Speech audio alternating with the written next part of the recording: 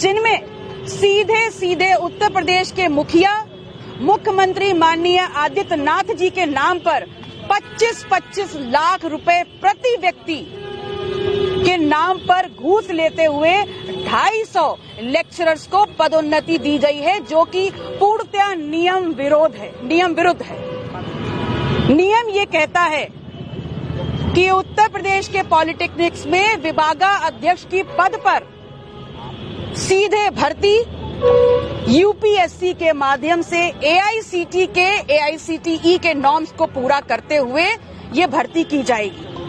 अब हो क्या रहा है?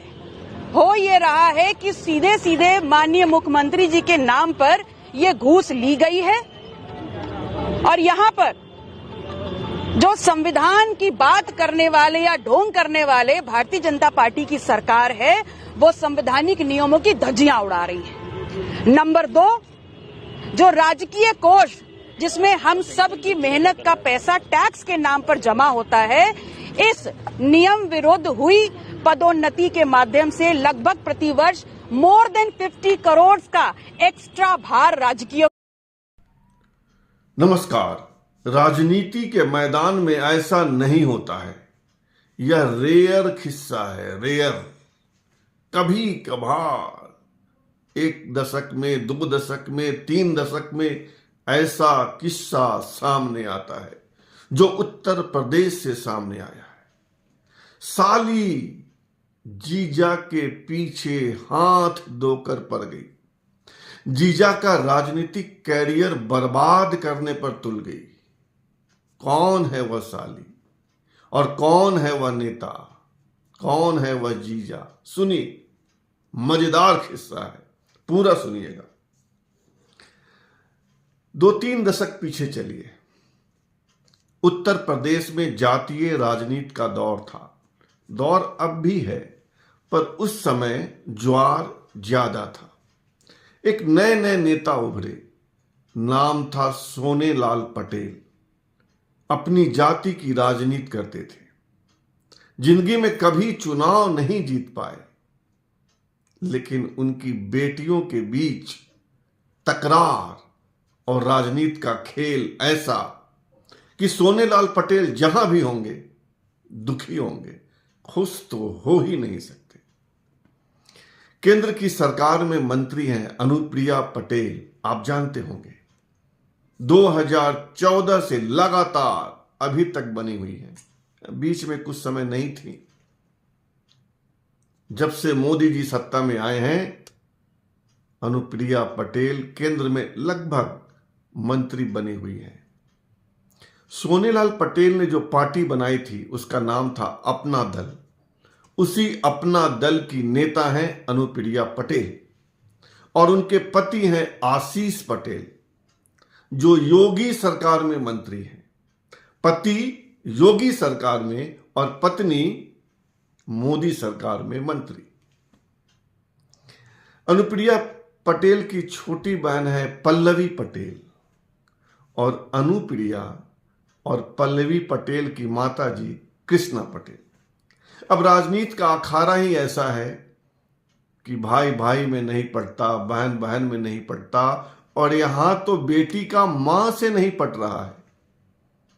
अनुप्रिया पटेल की पार्टी अपना दल तो उनकी माता श्री कृष्णा पटेल ने बना लिया अपना पार्टी, अपनी दल, अपना दल। उसका नाम रखा अपना दल कमेरावादी और उसके अध्यक्ष हैं कृष्णा पटेल। और उनकी छोटी बेटी पल्लवी पटेल अपनी मां के साथ है। यानी एक ही परिवार की 2 पार्टी, एक की लीडर अनुप्रिया पटेल और दूसरी की लीडर उनकी माता श्री कृष्णा पटेल और छोटी बहन पल्लवी पटेल, जो कौशाम्बी जिले के सिराथू से एमएलए बनी है ना मजेदार बात? चलो, इसमें भी कुछ नहीं है। लोग बनते हैं, एक ही परिवार की 2 पार्टियां हो जाती है, अलग अलग लोग चुनाव लड़ते हैं। लेकिन यहां तो साली साहिबा यानी पल्लवी पटेल अपने जीजा, जो योगी सरकार में मंत्री हैं आशीष पटेल, उनके पीछे हाथ धोकर पड़ गई।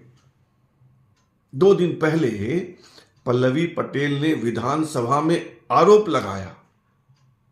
वो आरोप क्या है मैं बताऊंगा आपको। वो बहुत कुछ बोलना चाहती थी, भ्रष्टाचार का आरोप अपने जीजा पर कि जीजा ने करोड़ों की कमाई कर ली, लेकिन विधानसभा अध्यक्ष ने उन्हें बोलने नहीं दिया। गुस्से में थरथराई पल्लवी पटेल विधानसभा से बाहर आ गई और धरने में पर बैठ गई। सर्द रात, ठंड की रात में धरने पर। देर रात प्रदेश की सरकार के कुछ मंत्रियों ने उनको मनाया और धरना समाप्त करवा दिया। लेकिन पल्लवी पटेल अब भी जीजा जी के पीछे पड़ी हुई हैं हाथ धोकर।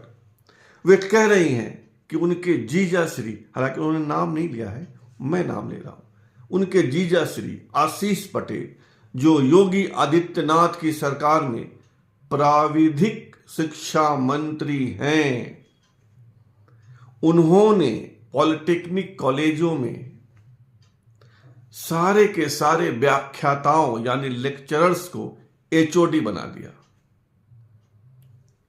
व्याख्याता एचओडी बनते थे पुराने नियम के अनुसार, नए नियम के अनुसार उनकी अलग से नियुक्ति होती है, ऐसा पल्लवी पटेल का कहना है।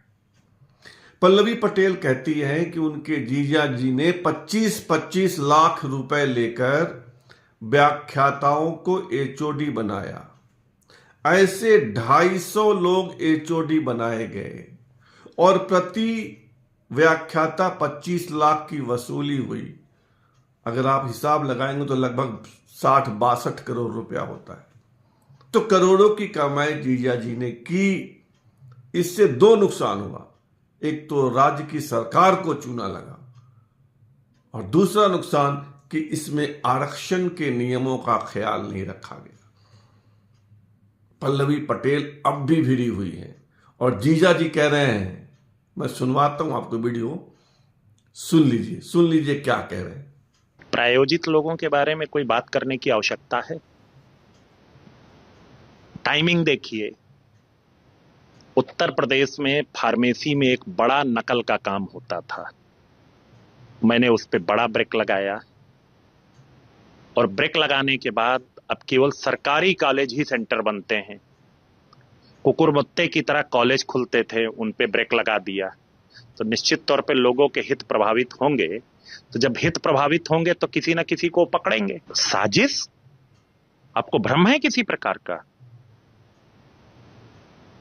लोगों ने सोचा मैं योगेश वर्मा नहीं हूं, मेरा नाम आशीष पटेल है, सरदार पटेल का बेटा हूं, डरने वाला नहीं हूं, दबने वाला नहीं हूं। मैंने तो कहा है कि आवश्यकता पड़े तो सीबीआई से जांच करा लीजिए, मेरे सारे कार्यों की सीबीआई से जांच कराइए। अरे अब इसमें कोई कुछ कहने की जरूरत है, कुछ पूछने की जरूरत है? साजिश किसने किया, कौन है इसके पीछे, इसकी जांच भी होनी चाहिए। टाइमिंग तो सुन लिया ना आपने, साली साहिबा जो आरोप लगा रही है उससे जीजा जी इनकार कर रहे हैं। अब गेंद मुख्यमंत्री योगी आदित्यनाथ के पाले में है कि वे अपने मंत्री, अपने सहयोगी आशीष पटेल की जांच करवाते हैं या नहीं। क्योंकि जब जांच होगी तभी तो सच सामने आएगा कि पल्लवी पटेल के आरोपों में कितना दम है भी या नहीं, या बेदम है। योगी आदित्यनाथ की कृपा बहुत स्वाभाविक है कि आशीष पटेल के साथ होगी, क्योंकि बीजेपी की सहयोगी पार्टी है अपना दल।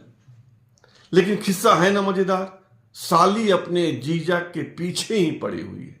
अब इंतजार कीजिए कि जीजा जी शहीद, राजनीति में शहीद ही होते हैं, शहीद होते हैं या नहीं, मंत्री पद से हटाए जाते हैं या नहीं, या मंत्री बनकर साली साहिबा को चिढ़ाते रहते हैं। क्योंकि बहुत साफ है कि जीजा जी की तरक्की मंत्री के रूप में और दीदी की तरक्की लगातार मंत्री के रूप में बहन जी को पच नहीं रहा है। बताइएगा आप क्या सोचते हैं इस पूरे एपिसोड पे। फिलहाल इतना ही, और आपसे आग्रह है कि आप इस चैनल को सब्सक्राइब कीजिए, ज्वाइन कीजिए, लाइक शेयर और कमेंट कीजिए। शुभ रात्रि, सब खैर।